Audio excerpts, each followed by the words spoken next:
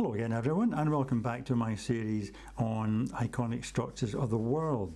Well, the one I'm drawing today is probably the most famous prehistoric monument in the world, or one of the most famous. That's Stonehenge in England, and it's a stone circle, gigantic stone circle. And what I'm doing is the view of probably the most complete part that's left, and there are three main stones like this, supported by four huge columns, huge stones rather. And these stones, these standing stones here, are massive, and they are probably about 4 meters tall and weigh about 25 tons each, so quite big stones. So a small gap between that one and that one. See the gap there? These two sit on that part there. And the stones, of course, over the centuries, this was created 5,000 years ago. So over the centuries, the stones have worn and changed and so on. And the shape has changed too. So that one there is a slightly bump that comes around like that. And then the one on the end here is slightly sloping and kind of bumping that way. Okay. So there's the main part. On the underside you'll see there too. Right. And probably the edge of this one here. And as the stone circle goes around, there are more stones to be drawn. There's one here. It's lost its capstone, its top stone. And there's one right beside it. Coming in over there. And between these stones, of course, you'll see the other part of the circle coming around. And then here you'll see one appearing about there at an angle, and one coming in here. The big stones actually are, most of them are called sarsen stones, and they were to be found in the landscape. And this little point I'm going to draw here is called a tenon, and the stone that sat on that would have a little depression, so that would fit on top of it. And the joints, in fact, were tongue and groove joints, so they click together almost, you know. There you are. And you see one through here. And it's the top, so that's sloping away from you like that, with the edge coming down, the standing stone there. Another part there. Then as you come round here, there's another stone beside this one. Comes up. Again, it's a bit more weathered. You can see the kind of the shape of it, like that. And then one behind that still has its capstone on it. And there's the edge as it goes around the corner. And then the other one is there. And its capstone appears about there. And looking through here, we'll see another stone appearing in there. Okay, so there's the rough outline of the most complete part of Stonehenge. And now what I'm going to do is get a pen and we'll ink in. Okay, we'll start over here. A separate bit of stone here, and the edge comes up. The shape of the stones are fairly smooth looking, although you do have some bumps and wiggles on them, like coming up there like that.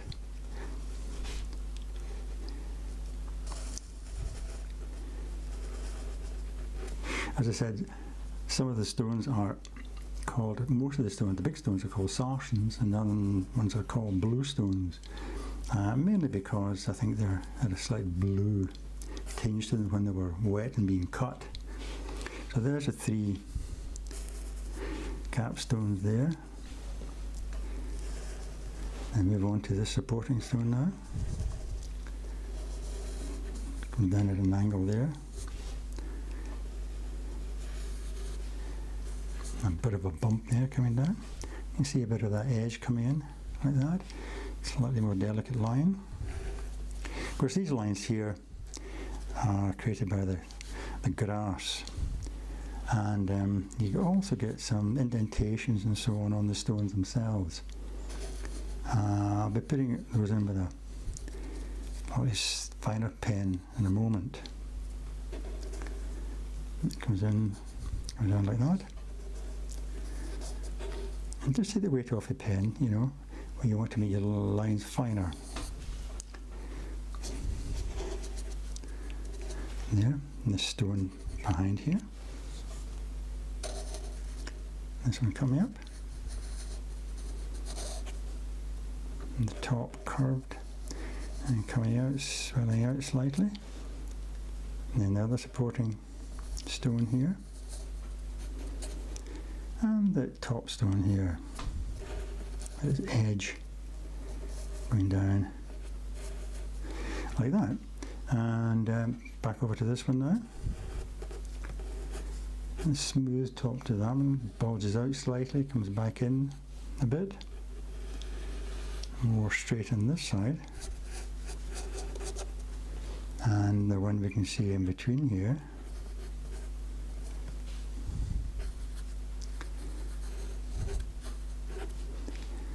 And that.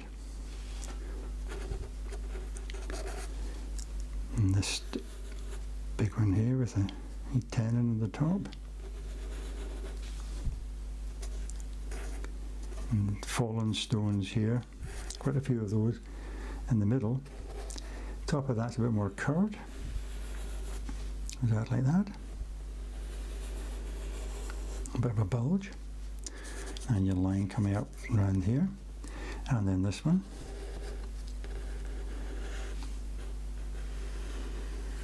And that.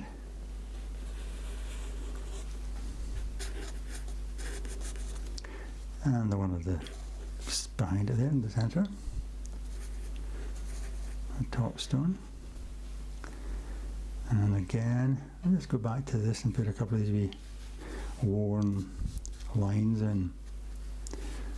Like that. Wee marks. Makes it look more interesting. Like that. And then this one coming down. Straight to this side, but the other side of this stone, you can break up the line too.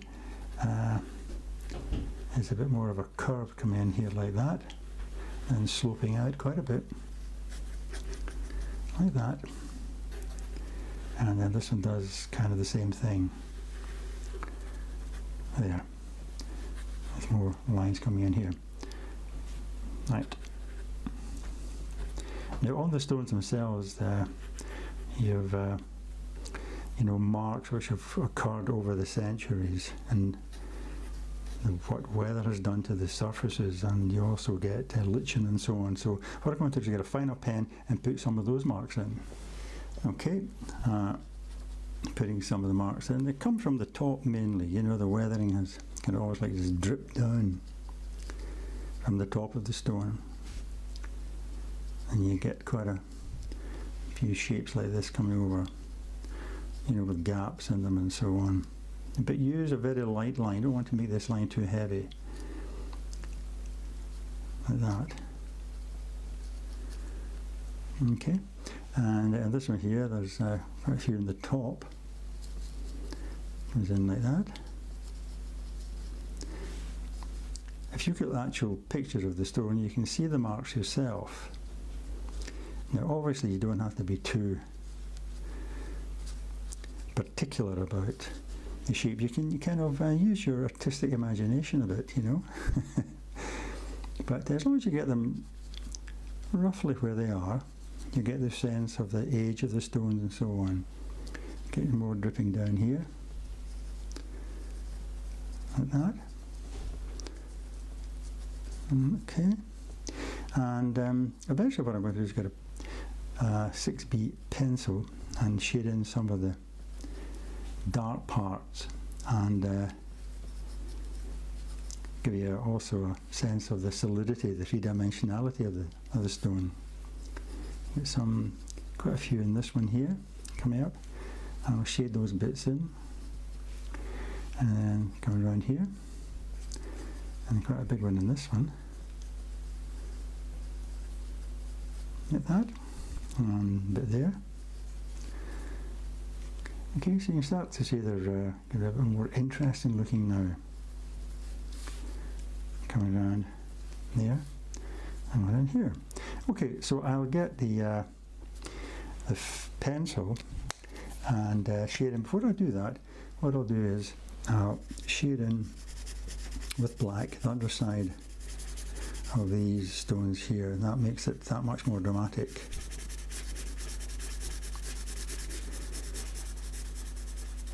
Here, the deepest shadow is come in like that, and there's some under here. That's right, and under here, and maybe a touch under there. Okay, so I'll get the pencil now. So firstly, before I put any of the solid shading in down the side of these things, I'll just shade in some of these marks. Not too dark. You can make the edges a bit darker than the top part, like that. A bit more weight on the pencil. Right, like that. Let's get a sense of the kind of discoloration of the stone. Like that. So I'm going to carry on do that with all these marks here.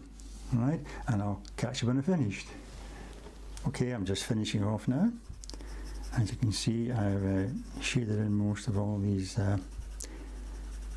marks on the stones across here. Okay, what I'm going to do now is I'm going to shade in the sides of the stone to give you a sense of it being three-dimensional. So take this one first of all, shade it down, take the weight off a bit there, carry on with this one, coming in, darkness in there, okay, and this one here.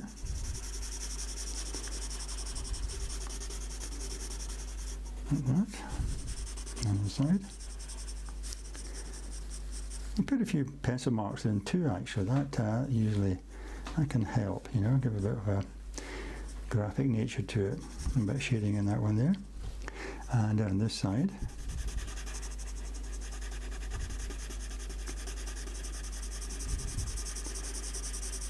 Again, if you want to make it really dark, really put your weight on the pencil. Down to that, and a bit of shading in this one here in the background.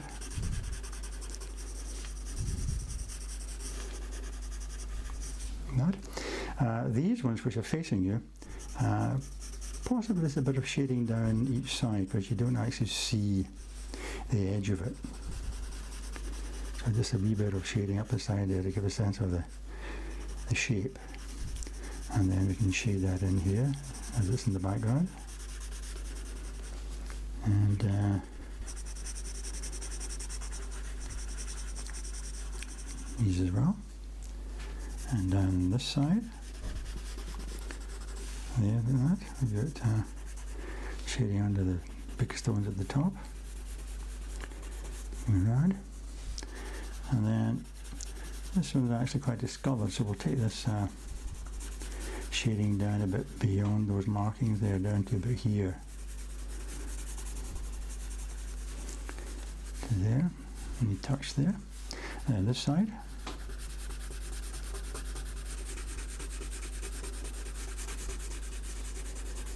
like that, and put in here, and then this one, a bit shading in there, and this one too. Maybe this will get darker in here, and this is quite a dark stone. Okay. Well, I think that's fine. Gives you the sense of the great stones, great prehistoric stones at Stonehenge. And I hope you enjoyed that. And I hope you can join me next time. I'll be drawing another iconic structure of the world for you. Okay. So in the meantime, all the best and happy drawing.